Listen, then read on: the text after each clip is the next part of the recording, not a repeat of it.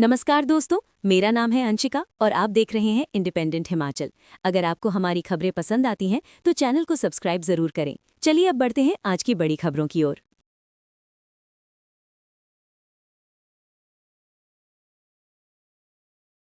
मंत्रिमंडल ने राज्य के सभी चिकित्सा महाविद्यालयों में असिस्टेंट प्रोफेसर के 53 पद और विभिन्न श्रेणियों के 121 पद भरने का निर्णय लिया है।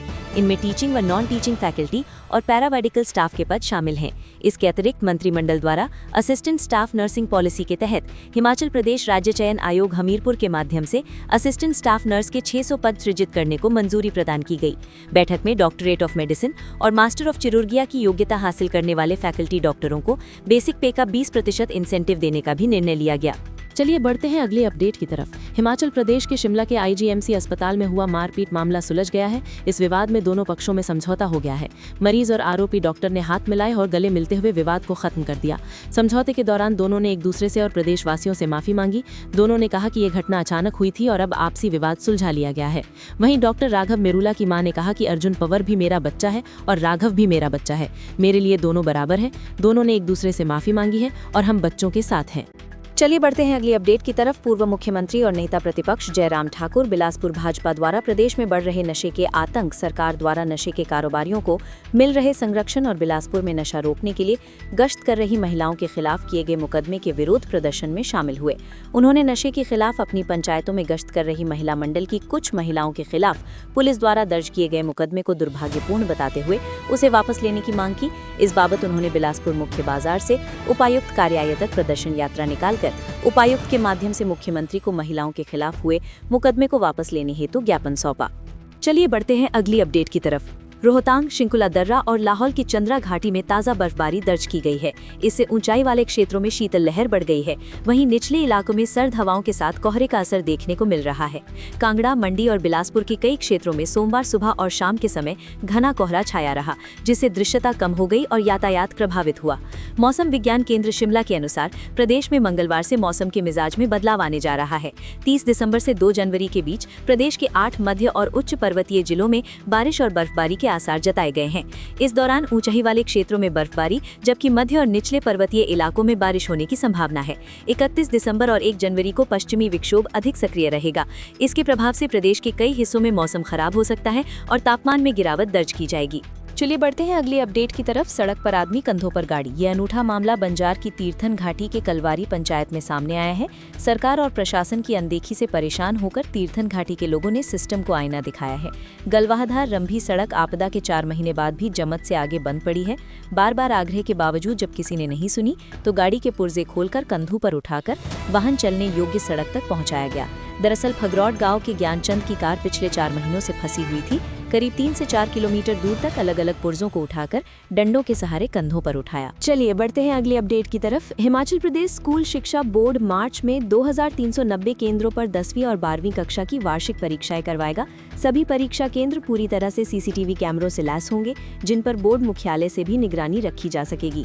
परीक्षाएं 3 मार्च से सुबह 10 से दोपहर 1 बजे तक होगी। हिमाचल प्रदेश स्कूल शिक्षा बोर्ड की शैक्षणिक सत्र 2025-26 की वार्षिक परीक्षाएं 3 मार्च से शुरू होंगी। इन परीक्षाओं के लिए स्कूल शिक्षा बोर्ड ने शेड्यूल भी जारी कर दिया है। वहीं परीक्षा के लिए शिक्षा बोर्ड ने तैयारियां शुरू कर दी हैं। 10वीं और 12वीं कक्षा की वार्षिक परीक्षाओं के दौरान 2.25 लाख से अधिक विद्यार्थी बैठेंगे। इन विद्यार्थियों को परीक्षा देने के लिए लंबा सफर तय न करना पड़े, इसके लिए शिक्षा बोर्ड ने इस बार परीक्षा केंद्रों की संख्या में बढ़ोतरी की है। गत वर्ष हुई बोर्ड परीक्षाओं में 2300 के करीब परीक्षा केंद्र हिमाचल प्रदेश स्कूल शिक्षा बोर्ड की ओर से बनाए गए थे। इस बार अधिक परीक्षा केंद्र बोर्ड की ओर से गठित किए गए हैं। चलिए बढ़ते हैं अगली अपडेट की तरफ। जेबीटी प्रशिक्षुओं को निजी शिक्षण संस्थानों में भी नौकरी मिल सकेगी। इसके लिए डाइट सोलन ने एक पहल की है। इसमें डाइट की ओर से निजी शिक्षण संस्थानों के लिए कैंपस इंटरव्यू करवा प्रशिक्षुओं को रोजगार से जोड़ा जा रहा है। वर्तमान में प्रशिक्षु जेबीटी करने के बाद कई वर्षों तक सरकारी नौकरी को लेकर घर पर बैठ जाते हैं। अब उनके इस इंतजार के बीच में उन्हें रोजगार से भी जोड़ा जा रहा है।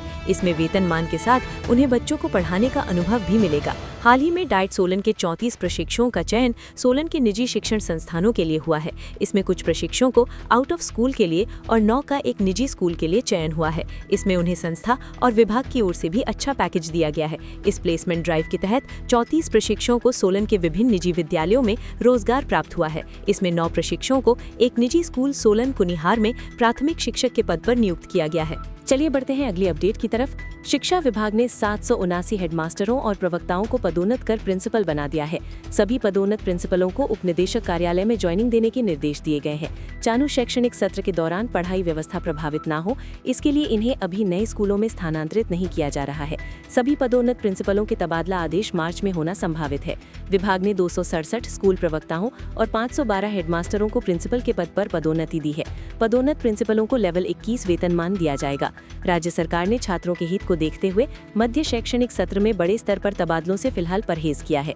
हेडमास्टर व लेक्चरल कैडर से पदोन्नत 779 प्रिंसिपलों को वर्तमान शैक्षणिक सत्र पूरा होने तक अपने मौजूदा स्कूलों में ही सेवाएं देने के निर्देश दिए गए हैं। चलिए बढ़ते हैं अगली अपडेट की तरफ। ऊना जिले में 31 दिसंबर को शराब लाइसेंसी प्रतिष्ठानों को दी गई विशेष छूट में आंशिक संशोधन किया गया है। अब जिले में स्थित बार, क्लब, पब एवं रेस्टोरेंट सहित सभी शराब परोसने वाले प्रतिष्ठान 31 दिसंबर 2022 की मध्य रात्रि 12 बजे तक ही खुले रखे जा सकेंगे। इससे पूर्व ये विशेष छूट देर रात्रि 1 बजे तक प्रदान की गई थी। जिला दंडाधिकारी ऊना जतिन लाल द्वारा जारी कैरिजेंडम के अनुसार पूर्व में जारी आदेशों में ये संशोधन किया गया है। आदेशों में स्पष्ट किया गया है कि शराब लाइसेंसी प्रतिष्ठानों के लिए ये विशेष छूट केवल 31 दिसंबर 2022 की मध्य रात्रि तक ही मान्य होगी। हालांकि भोजन परोसने वाले अन्य सभी प्रतिष्ठान 31 दिसंबर को देर रात्रि 1 बजे तक खुले रह सकेंगे। चलिए बढ़ते हैं अगली अपडेट की तरफ।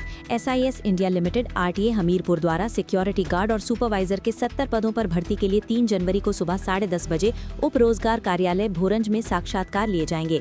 जिला रोजगार अधिकारी सुरेंद्र शर्मा ने बताया कि इन पदों के लिए 19 वर्ष से 40 वर्ष तक के पुरुष उम्मीदवार भर्ती किए जाएंगे।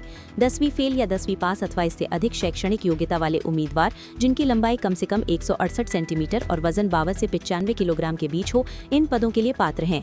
चयनित उम्मीदवारों को मौके पर ही ऑफर लेटर प्रदान किए जाएंगे तथा उन्हें 17,500 रुपए से लेकर 23,000 रुपए तक मासिक वेतन एवं अन्य सुविधाएं दी जाएंगी। इस अपडेट के लिए इतना ही। आगे की सभी बड़ी खबरों के लिए बने रहिए इंडिपेंडेंट हिमाचल के साथ। धन्यवाद। मंत्रिमंडल ने राज्य के सभी चिकित्सा महाविद्यालयों में असिस्टेंट प्रोफेसर के 53 पद और विभिन्न श्रेणियों के 121 पद भरने का निर्णय लिया है। इनमें टीचिंग व नॉन टीचिंग फैकल्टी और पैरामेडिकल स्टाफ के पद शामिल हैं। इसके अतिरिक्त मंत्रिमंडल द्वारा असिस्टेंट स्टाफ नर्सिंग पॉलिसी के तहत हिमाचल प्रदेश राज्य चयन आयोग हमीरपुर के माध्यम से असिस्टेंट स्टाफ नर्स के 600 पद सृजित करने को